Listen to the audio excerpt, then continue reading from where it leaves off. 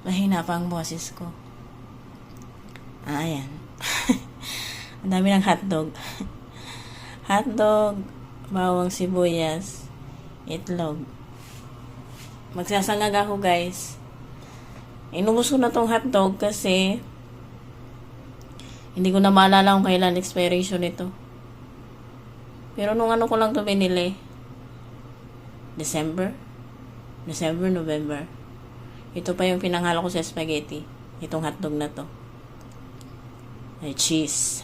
Inubos ko na siya kasi nga hindi ko na maalala kung kailan na expired. At saka, para halo-halo na. Wala nang, hindi na kailangan ng ulam. Ayan o. Gusto ko sana siyang lagyan ng meatloaf. Kaya lang yung meatloaf ay malaki. So, ayan na lang dalawa.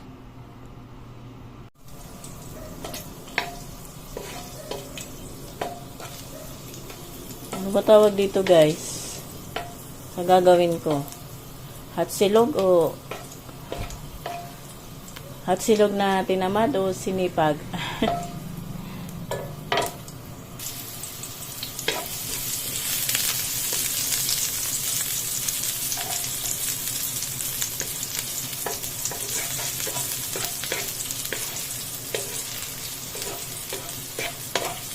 Nilagyan ko na kanina, guys. Nilagyan ko na ng asin kanina yung kanin. Galing pa yun sa rep kaya ang lamig. Yung asawa ko ay wala pa. Nangisda pa yun. Night shift kasi siya eh. Pagkalabas niya, ewan ko kung saan siya pumunta. Kung sa Pandawan o sa Hulugan. Wala na kasi kaming isda. Naubos na yung, hindi. Yung natira na lang dyan ay dulong nung pumunta kami doon sa Pandawan.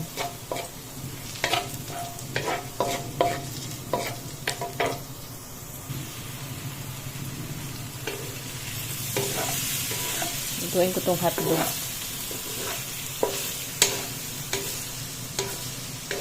Parang yung kanin ang ipapanghalo dito sa dami ng hotdog eh.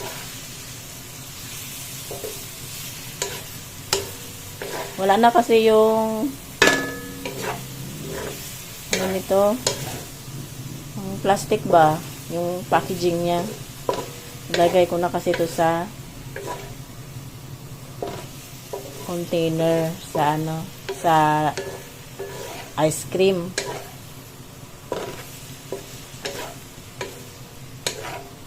Kaya hindi ko na maalala kung kailan expired nito. Kaya inubos ko na. Yung lumpia nga na ginawa ko, meron pa eh. Pero ilang piraso na lang naman yun.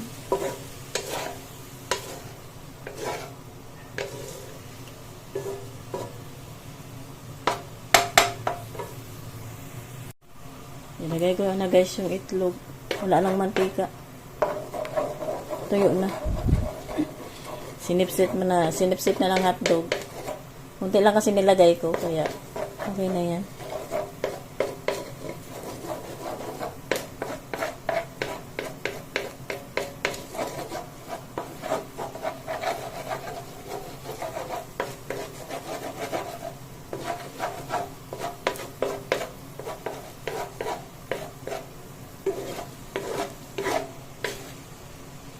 Diba? Wala na.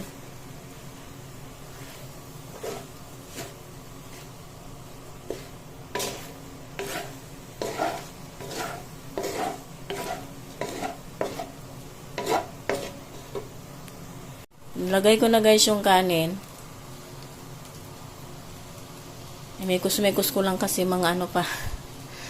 Mga buo-buo pa oh. Kalalagay ko lang kasi.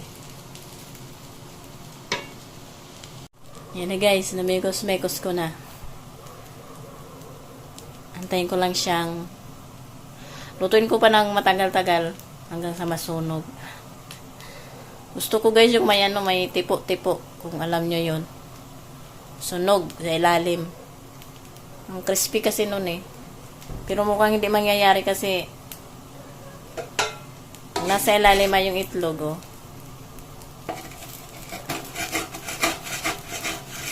Kasi na na tuyo na yung natigang na yung mantika. Okay lang yun. Di na ako naglagay ng mantika. Maluluto din naman yan kahit wala. I mean, hindi ko na dinagdagan pala. Kaya, hindi nyo makita ang ano. May mantika. Wala pa yung asawa ko. Antayin ko lang siya. Nakauwi na guys yung asawa ko. And napalitan na rin yung flashlight. Titingnan ko nga kung nasaan. Dala niya kaya? Ah, ito. Ito na yung kapalit. Ah. Nagdagdag daw siya dito ng... Magkano dinagdag mo? 13 pesos. Kasi yung una guys, yung flashlight na yun is 55. Ngayon ito oh. Defective pala lahat ng flashlight na nandun, yung katulad nun. Ano pa rin ang tanggalin ng display doon? Pang tanggalin.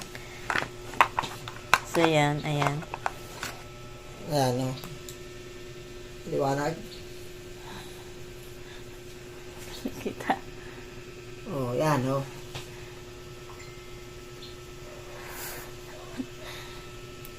Blinker at, ayan. At in-order mo ba to? Binili mo? Order din siya ng hopya. Parehong hopya. Baboy yan. Masyadong matamis yung munggo sa kanin. Yeah. Ito na rin yung isdang pinamili niya. Ayan. Wow, may ano, may crabs. Kailangan na naman ng assistant nito.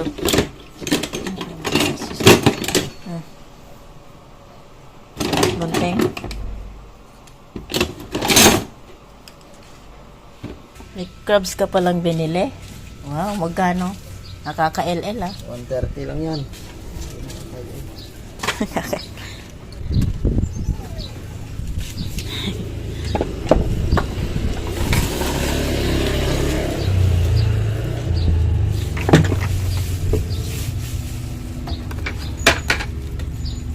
Ano yan?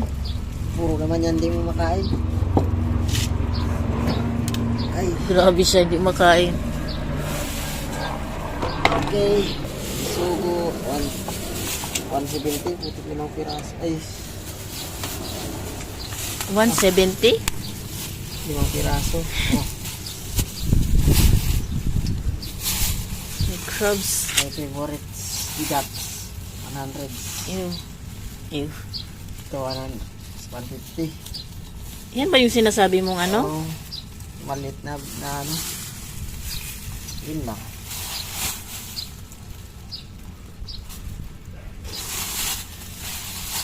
Wala yung masyadong kakalpisan dito. Anin mo yung ano? Igat. Kataan yun, adobo. Ay, hindi. Adobo lang. Adobo. Ito, lilinisan. Ito lang pala kakalpisan. Ito papaksiwin. Ito unahin yung ano. Igat. Ay, igat yung ano. Crabs. Crabs. May dala siyang ano guys, gulay. Akin na. Iyanin pa to eh. Nakatali ko. Nakatali ko eh. Tatlak mo. Buhay pa. Ayan. Malaman ba yan? Parang payat. Sabi taba daw to. Kaya loko ko naman. Parang ang kalat doon.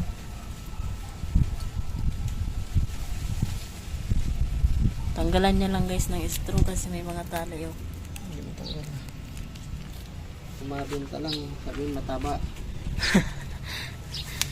Mapapayat daw guys. Magaan. Nagaan eh. Pero in fairness, buhay pa naman siya. Blurred ba? Ha? Hindi ko kasi makita, nagkakasilaw.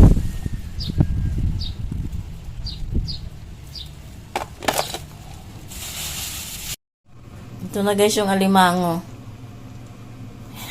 Yung iba guys, tinanggalan niya ng sipit. Kasi baka daw makagat ako. Wow. Ang sweet ng aking asawa.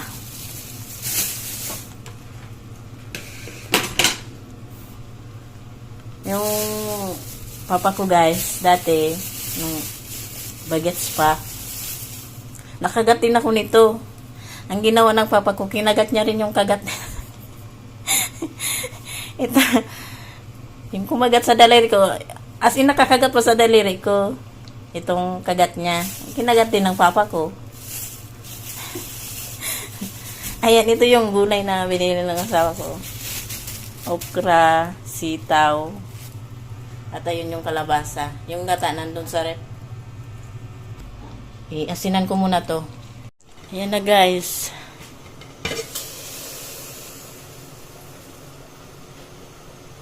Yung asawa ko, hanap ng itlog ng alege. Lalaki naman daw to. Nabudol daw siya ng manininda. Sabi ko, kita mo naman eh. So, ayan. Mamaya pa yan, guys. Inuna ko lang kasi baka masira. Ito, guys, is yung ayan, baka sensitive kayo. Yan ay yung ang ingay ng bubong. Yung hasang, pinakuluan, papakuluan pala. Kasi yung may doggy dito na may dalawang doggy dito guys na wala yung may-ari. So,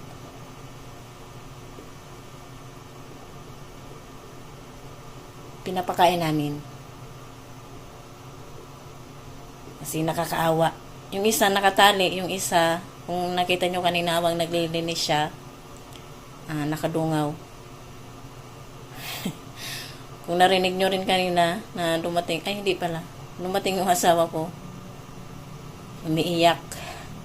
Kasi, lagi may pasalubong ang asawa ko na pagkain sa kanila, yung galing kantin. So, ayan, pakuluan lang yan. Tapos mamaya, pag lumamig, pakain na sa kanila. Tapos nang linisan ng asawa ko guys. Ito is pagdadalawahin ko. The rest, 1 serving. Nandito na guys, yung mga isda. Ayan. Ito yung natirang tulong. Ayan. Sabi ng asawa ko, Hotdog na may konting sinangag. Hotdog na may kunting sinangag. Ayun, na-update ko kayo sa flashlight. Update ko rin kayo dito sa color. Can you open? Doon sa isang vlog, guys. Nakita nyo na to. Ayan. Nilagyan ko siya kagabi ng yellow. Hanggang ngayon, may yellow pa rin, oh. Wow! Pwede na pang 12 hours na biyahe.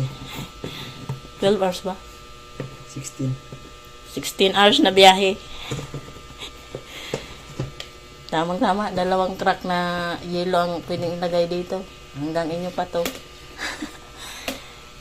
Ayun, kaya na kami guys. Anong baso? Yeah, wait.